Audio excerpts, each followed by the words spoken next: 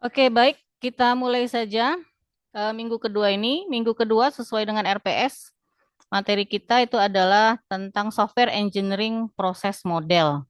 Ya, kita langsung masuk ke slide-nya.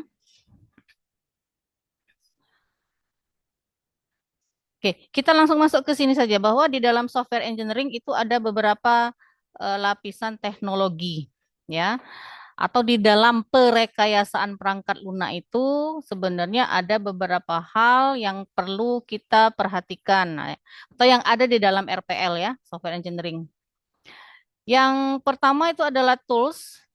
Tools itu alat bantu, baik itu software, hardware maupun brandware. Ya, perangkat keras, perangkat lunak maupun siapa yang terlibat itu namanya alat bantu. Misalnya di dalam melakukan perancangan kita menggunakan alat bantu software untuk merancang, salah satunya adalah Asta, ya, Rational Rules. Kalau kita pakai DFD mungkin kita gunakan software Easy Case, ya, dan lain-lain. Itu bisa kita kategorikan sebagai alat bantu atau tools, ya. Nah, semakin mengerucut ke bawah dia semakin besar. Yang berikutnya bahwa methods. Nah, methods ini adalah metode-metode di dalam merekayasa perangkat lunak. Nanti kita akan bahas yang juga nanti bakal Anda buat tugasnya nanti ya untuk materi kita hari ini. Jadi, untuk membuat perangkat lunak itu ada beberapa metode yang perlu kita pakai, tergantung dengan objeknya, tergantung dengan kebutuhannya. Nah, kemudian yang berikutnya, kalau kita menerapkan metode atau model, ya, kita juga pasti akan menggunakan langkah kerjanya apa dengan prosesis, ya. Bagaimana misalnya contoh ya, Sistem Informasi Akademik Siska Bina Dharma. Penerimaan siswa baru tentu saja ada SOP, standar operasional prosedur di dalam prosedur penerimaan siswa baru. Ya, seperti itu. Kemudian quality focus ya. Untuk mengontrol perangkat lunak yang akan kita buat, tentu saja kita harus bisa menyatakan bahwa perangkat lunak yang kita buat itu berkualitas. Nah, seperti itu ya. Oke. Nah, ini penjelasan dari apa yang sudah saya jelaskan tadi. Kita langsung masuk ke eh, metodenya saja atau model-model di dalam pengembangan perangkat lunak. Nah, yang lain silakan kalian baca sendiri ya. eh Ibu posko sebentar. Oke, yang belum bisa absen siapa aja? Sudah semua? Siapa namanya? Muhammad Reza. Muhammad Reza.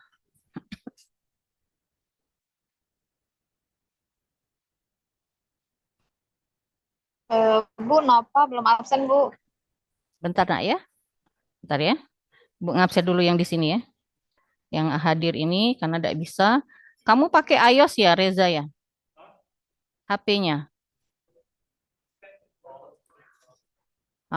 Pakai scan. Baru hari ini hadir ya? Ayo, ayo, pakailah di situ. Oke. Oke, yang Zoom meeting siapa? Siapa aja yang hadir hari ini? Nova Purnamasari, Bu, hadir. Oke, Nova Purnamasari. Siapa lagi? Siapa lagi satu orang? Itu siapa? Siapa aja? M Idris ya. Oh, M Idris SI5B. Oke, nggak apa-apa. Cuma Nova hari ini. Oke, kita lanjutkan. Nah, bisa Reza?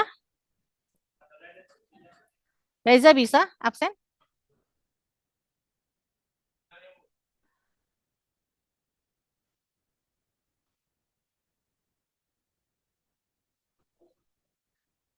Pakai hotspot dewek deh. SI5B absen manual, tulis tangan kirim ke Ibu sekarang. Karena kalau kalau tidak absen, saya bakal aksinya tidak saya set hadir. Yang minggu sebelumnya itu kami bisa bisa login, bisa masuk. Kami bisa set tidak hadir. Jadi tulis-tulis ya ininya ya. Oke, kita lanjutkan. Oke, kita lanjutkan. Nah, ini yang saya bicarakan tadi ya, bahwa di dalam software engineering itu ada beberapa proses model. Nah, beberapa proses model. Proses yang pertama atau model yang pertama itu adalah prescriptive models, ya. Di dalamnya ada beberapa contoh, misalnya waterfall model, incremental model, dan evolutionary process model. Kemudian yang berikutnya adalah spesialis proses model, dan yang berikutnya itu adalah di the unified model. Oke, kita bahas yang pertama dulu, contoh dari prescriptive model, ya.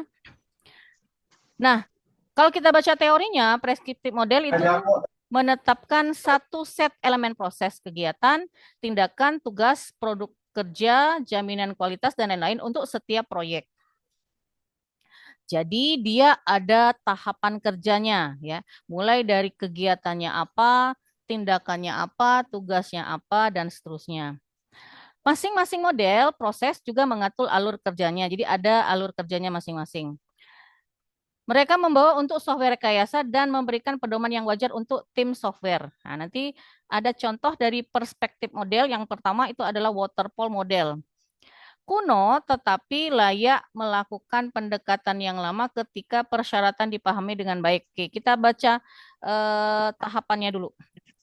Nah, sesuai dengan namanya, waterfall model itu apa? Waterfall itu apa?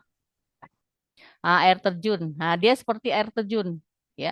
Jadi ini tahapan dari waterfall model yang saya ambil dari buku Roger S. Pressman. Beberapa buku tahapan kerjanya beda-beda tentang waterfall model, tergantung referensinya dari mana. Jadi tidak harus, Bu, kenapa buku yang lain tahapannya berbeda? Enggak harus seperti itu, tergantung siapa pengarang.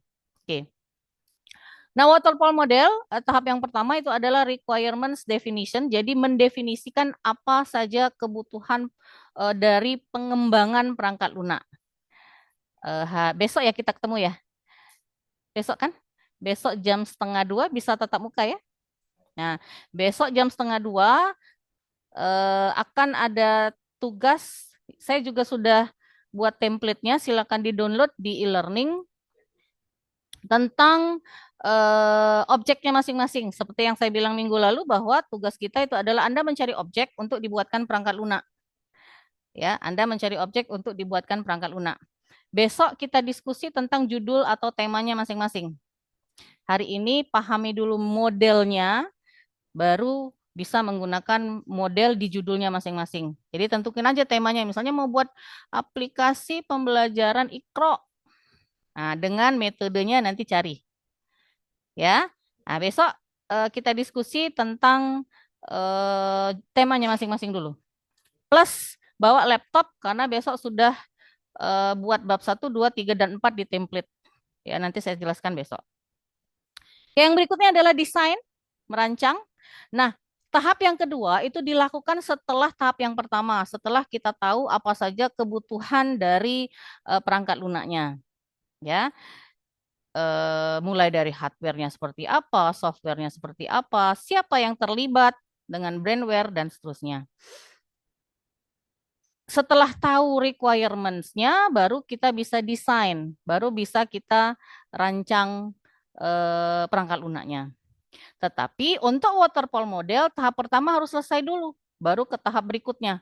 Begitu juga dengan tahap setelahnya, implementation and unit testing itu ini coding dan pengujian sama seperti kita presensi, ini sudah masuk ke testing. Implementasinya sudah, tetapi sekarang testing ini. Satu semester ini sebenarnya testing. Ya, baru kita gunakan presensinya gitu ya. Kendalanya ternyata yang utama itu adalah jaringan. Ya kan? Ibu B kalau di bawah di bagian pengajaran itu tidak bisa terbuka Siska di presensi di sini. Harus keluar dulu pakai kuota dewe, terbuka Siskanya, baru masuk lagi ke ini, ke ruang pengajaran, baru scan barcode sama seperti kalian. Scan barcode baru bisa. Ternyata kendalanya adalah kuota. Jaringan masing-masing kita. Kalau nak pakai jaringan Bina Dharma ternyata nggak bisa, nggak terbuka-buka, loading aja terus puter-puter. Keluar dulu dari ruangan, pakai kuota dewek, lah terbuka, baru bisa ke scan barcode yang ada di ruang pengajaran di bawah. Nah, sesuai dengan namanya ya, waterfall model. Jadi setelah implementation and unit testing, kemudian integration and system testing, baru maintain. Nah, semua ini harus terpenuhi dulu semuanya. Baru bisa kembali ke tahap berikutnya. Ya, ini juga sebenarnya menjadi kelemahan di dalam penggunaan model waterfall karena harus selesai dulu nih tahap pertama, baru bisa ke tahap kedua dan seterusnya. Dia bisa kembali ke tahap setelahnya atau ke tahap sebelumnya jika sudah selesai dulu. Misalnya nih pada saat implementation harus selesai dulu baru ke yang bawah. Oh, baru bisa kembali. Baru bisa misalnya ada kesalahan atau ada yang perlu diedit, baru bisa kembali ke tahap sebelumnya. Makanya dia dikatakan sebagai model waterfall model. Ya, air terjun. Air terjun itu kan kalau mengalir dari atas menuju ke bawah. Gitu seperti itu ya. Oke. Ini juga sudah saya jelaskan. Nah, yang berikutnya adalah incremental model. Jadi softwarenya dalam bentuk potongan-potongan kecil, tapi dapat digunakan. Masing-masing bagian dibangun di atas potongan yang sudah disampaikan. Kita langsung lihat langkahnya saja. Teori yang lain silakan dibaca. Nah, kalau kita lihat seperti ini dia. Ya. Jadi dia membagi misalnya nih ada software yang mau kita bangun. Nah, software yang kita bangun itu dibagi bagi dalam beberapa sub software-software atau istilah di dalam incremental model itu namanya increment-increment. Ya. Contohnya apa? Misalnya Siska. Kalau kita lihat Siska Bina Dharma kan ini Sispo ya. Nih. Nah, di dalam Siska kan ada banyak menu nih di sini ya. Nah, ini sebenarnya kan sub atau increment-nya. Increment yang pertama yaitu jadwal. Ya kan? Ada tim khusus untuk membuat jadwal perkuliahan. Misalnya tim A ini terdiri dari analis sistem, terdiri dari programmer, dan beberapa orang mungkin di dalamnya untuk menyelesaikan penjadwalan dosen dan mahasiswa. Nah, itu increment yang pertama. Jadi dia kalau kita masukkan ke sini dia masuk dalam delivery of first increment. Jadi increment yang pertama untuk menyelesaikan misalnya yang pertama itu adalah untuk menyelesaikan aplikasi jadwal perkuliahan. Nah, untuk menyelesaikan jadwal perkuliahan tentu saja ada tahapannya. Mulai dari misalnya analisis, desain, coding dan testing. Nah, yang kedua apalagi? Misalnya yang kedua akan membuat increment yang kedua misalnya entry dan cetak mata kuliah. Entry dan cetak mata kuliah bisa kita masukkan ke dalam increment yang kedua. Nah, increment yang kedua untuk nyelesai ke program entry dan cetak mata kuliah, ya.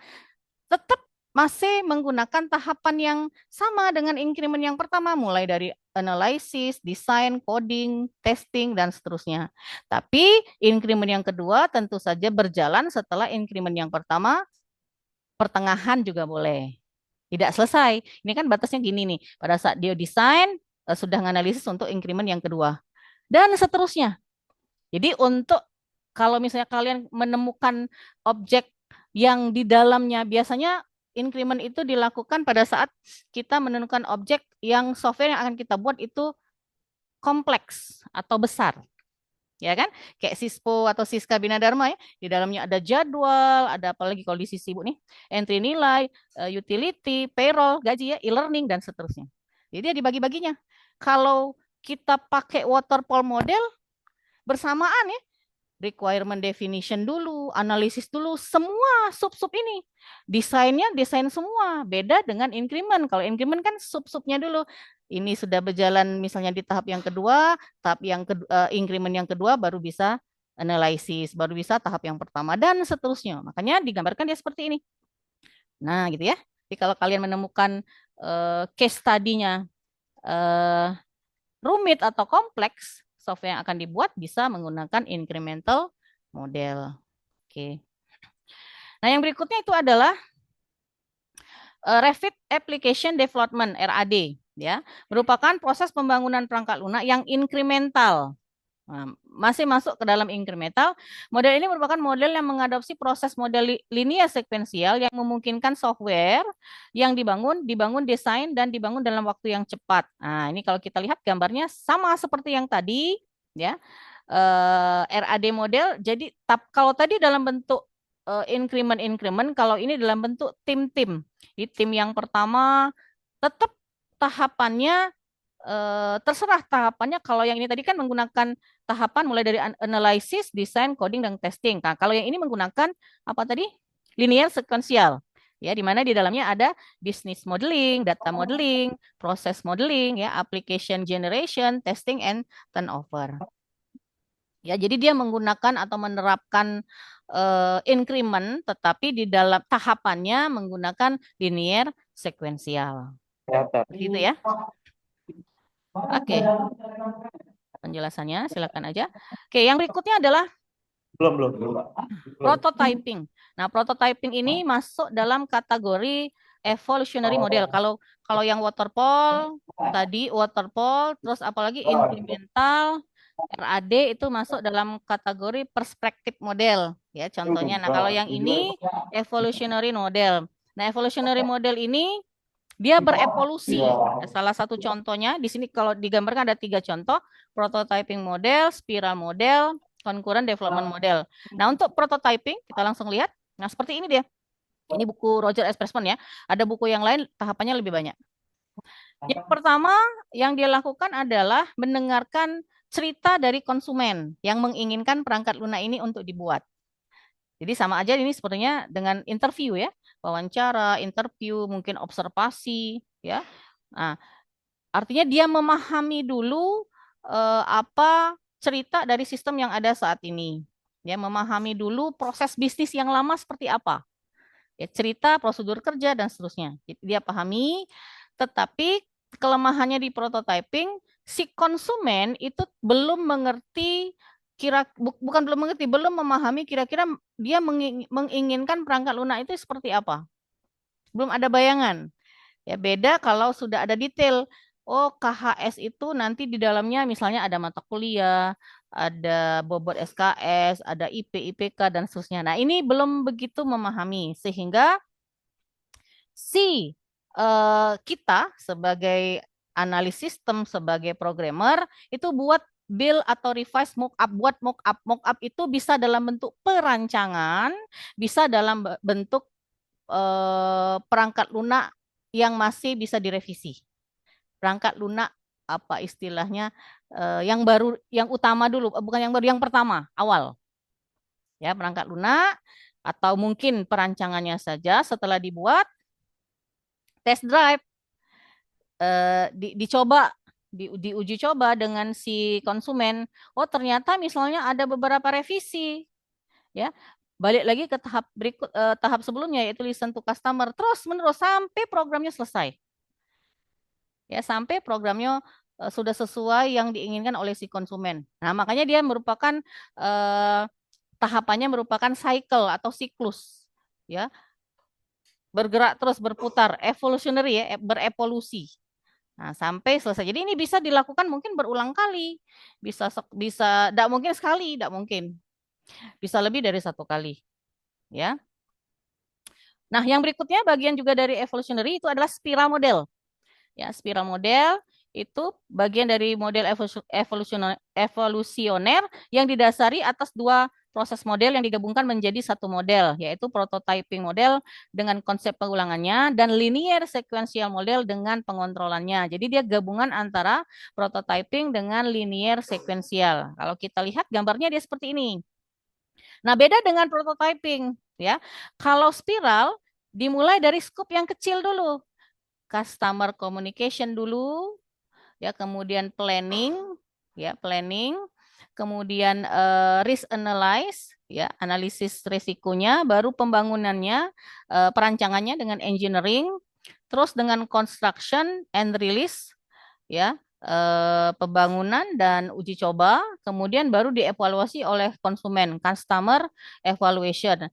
Nah, nanti pada saat setelah melakukan evaluasi si konsumen bisa saja belum sesuai nih perangkat lunak yang dibuat. Balik lagi ke tahap yang awal, tetapi tentu skupnya lebih besar, lebih rumit, lebih mungkin panjang. Makanya dia bentuknya spiral. Spiral itu kan kalau dari dalam dulu kan, dari dalam keluar, semakin besar, semakin besar, semakin besar. Nah, itu kalau kita menggunakan spiral model. Jadi kalau misalnya Anda ini akan membuat perangkat lunaknya dilakukan secara berulang kali dan semakin besar bisa menggunakan spiral model. Ya. Oke, yang lain silakan dipahami. Nah, ada lagi bagiannya juga sebenarnya concurrent development model. Jadi yang memang benar belum ada perangkat lunak, kemudian under development, dilakukan pengembangan perangkat lunak, apakah akan langsung direview dengan wawancara, interview, dan seterusnya, atau mengubah sistem yang lama, mungkin saja yang lama masih sudah ada komputerisasi, tetapi perlu dikembangkan ya dengan melakukan revisi, baru dilakukan analisis, perancangan, coding, maintain, dan seterusnya. Nah, itu kalau dia concurrent development model. Nah, di sini ada beberapa model yang sudah saya jelaskan. Nah, model yang saya jelaskan ini sebenarnya masih sudah sangat lama ya, sudah sangat lama. Nah, tugas kita hari ini, tugas kita hari ini, Anda cari minimal, kalau kamu baca tugas yang ada di SI 5A dan 5B, minimal 3 model pengembangan perangkat lunak. Cari di internet. Kalau nak lebih lebih eh, pastinya lagi, cari penelitian atau artikel yang ada di jurnal. Jurnal itu kan majalah ilmiah yang isinya penelitian-penelitian orang. Ya, jadi di situ boleh dicari misalnya di Garuda, portal Garuda, atau yang dosen bisa cari di Google Scholar. Heeh, Scholar. Nah, bisa jadi di situ banyak situ penelitian-penelitiannya. Tapi cari metodenya yang eh, yang akan Anda gunakan untuk tema tugas kamu. Minimal cari 3 model atau 3 metode dalam membuat perangkat lunak. Cari yang mirip dengan tema kamu. Caranya gimana? Misalnya gini, kamu mau buat aplikasi jasa laundry. Nah, ketik bae di situ aplikasi atau perangkat lunak jasa laundry, koma. Kalau di Google ya, kalau di sini langsung ketik bae misalnya laundry kayak keluar dewe. Aplikasi laundry kayak nanti keluar semua yang aplikasi-aplikasi laundry ya. Kalau di dua ini, tapi kalau di Google ketik temanya aja, misalnya aplikasi laundry, koma jurnal. Nanti keluar semua yang judulnya mirip-mirip dengan laundry. Nah, baca jurnalnya. Di dalam jurnal itu pasti ada metode yang diterapkan. Nah, setiap orang kan pasti dia punya metode yang berbeda untuk buat perangkat lunak ya. Misalnya ada yang sistem laundry yang penulisnya si A, metodenya misalnya prototyping, misalnya ya. Metodenya si B dengan laundry yang sama, metodenya misalnya web engineering. Yang si C misalnya extreme programming. Nah, kamu baca dulu itu, ya. Kamu cari metodenya di jurnal-jurnal itu boleh. Kemudian dari jurnal itu atau dari artikel yang kamu baca, kamu cari metodenya di Google. Misalnya ketemu nih aplikasinya untuk laundry itu adalah yang pertama web engineering karena dia berbasis web ya.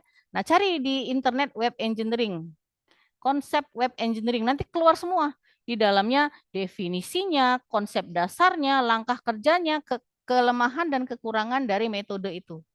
Nah, yang saya inginkan hari ini Anda itu mencari dan membaca minimal paling tidak 3 model tadi ya, supaya kalian paham, oh kira-kira dari 3 metode yang ada di beberapa jurnal atau ada di beberapa penelitian orang itu yang mana lah yang cocok untuk kamu terapkan di judulnya nanti. Paham? Jadi judulnya nanti, misalnya judulnya apa nih? Aplikasi, apa Ibu tadi ngomong? Jasa laundry. misalnya ya di toko A. Nah, nanti judulnya ditambahkan menggunakan untuk besok ya.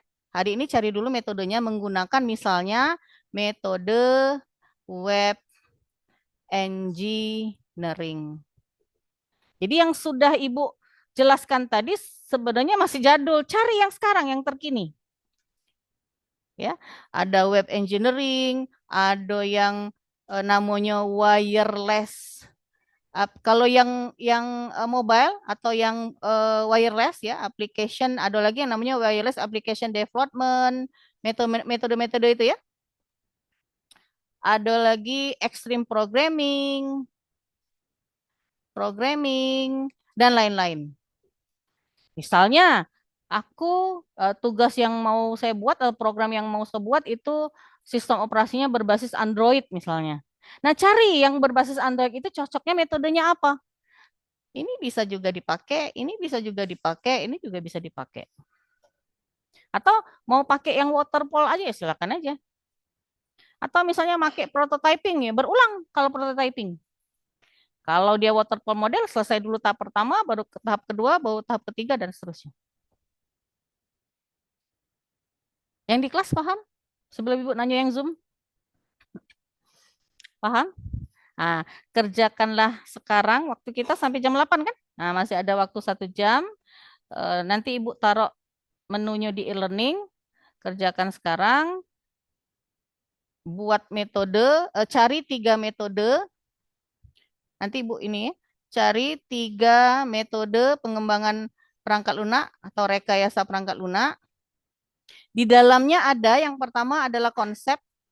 Konsep itu definisi, pengertian, hal-hal yang perlu ada di dalam metode tadi. Yang kedua adalah langkah-langkahnya atau langkah kerjanya. Langkah kerja tahu ya, kayak gini nih. Nah, langkah kerjanya kan? Atau kalau ada gambar silakan. Nah, ini customer communication, planning ya. Dan ini semua harus detail. Maksudnya detail itu misalnya yang pertama adalah planning. Yang ada di dalam planning itu apa? Secara teori cari di internet ya, di Google, secara teori cari di Google. Dan yang berikutnya adalah cari juga kelemahan dan kelebihan atau kekurangan dan kelebihan masing-masing metode tadi. Paham? Oke. Sebenarnya 3B ini, oh ya udah, sudah kamu gawe ke? Oh sudah pinter. Sebenarnya kalau kalau tugas sudah apa-apa dikerjakan sekarang. Karena kan kalian melok kelas ini kan? Nah, kan belum ibu jelaskan emang paham. Oh, nggak boleh copy paste, mesti ya nggak apa-apa. Lain kali ya, lain kali ikuti kelas ini aja. Karena itu kan beda dengan presensi. Kalau presensi kan harus di ruangan dan kelasnya masing-masing. Nah, tapi kalau tugas nggak masalah, masuk ke kelas ini nggak masalah. Nanti ibu cek ini masuk kelas mana. Yang pasti kelas ini pasti ada 3B kan? Gitu. Iya, ngumpulnya di KR. Kumpul aja sekarang di KR lagi. Ya, ya. Yang kelas KR ada yang mau ditanyakan? Paham? Oke. Yang Zoom meeting gimana? Yang Zoom meeting? Paham, Bu. Oke, paham? Paham, Bu. Daniel, Ya, Bu. Aditya, Aldi, Nova. Ini berapa orang ya cuman? Bu, maaf sebelumnya, Bu. Badran Iya, lagi di jalan, Bu, menuju Oh ya nggak apa-apa. kantor. Ya nggak apa-apa Badran. Masih di kantor ya? Ini ada berapa? Oh ya, ada 15 orang nih Menuju berarti ya? kantor, Bu, di jalan, Bu. Oh lagi di jalan. Oke.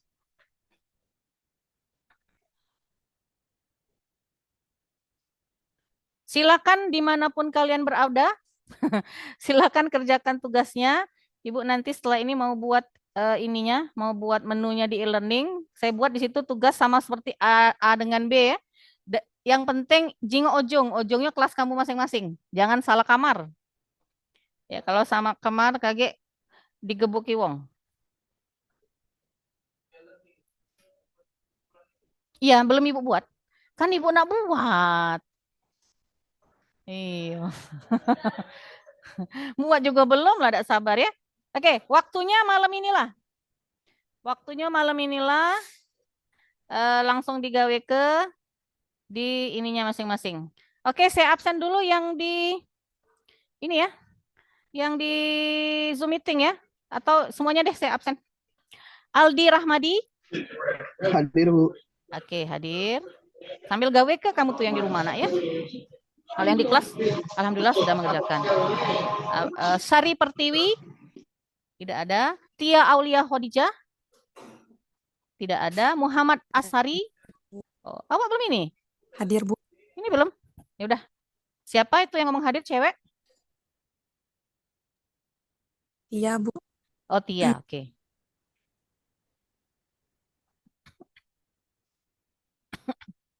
Muhammad Badran Muharram, Hadir, Bu. oke. Hadir, Bu. Oke, Muhammad Badran. Saya tulis hadir. Friska Lendriana, nggak ada. Ananda Hendrik Nikola, nggak ada. Yudi Satria Aji, Ada, Bu. ada. Aldi Aresta Putra Perdana, Hadir, Bu. hadir. Bagi yang di dalam kota, besok boleh hadir di ruangan kita ya, karena besok kita masuk 1:30 ya. Tapi mungkin yang tidak bisa hadir itu adalah mahasiswa yang ada di luar kota ya. Oke, Dea Ayu Sapitri, mana? Apa belum absen ya? Ini kenapa? Masih menunggu katanya.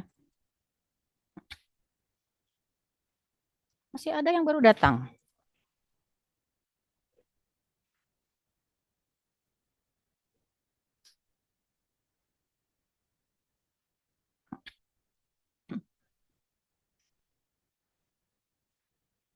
Bukan.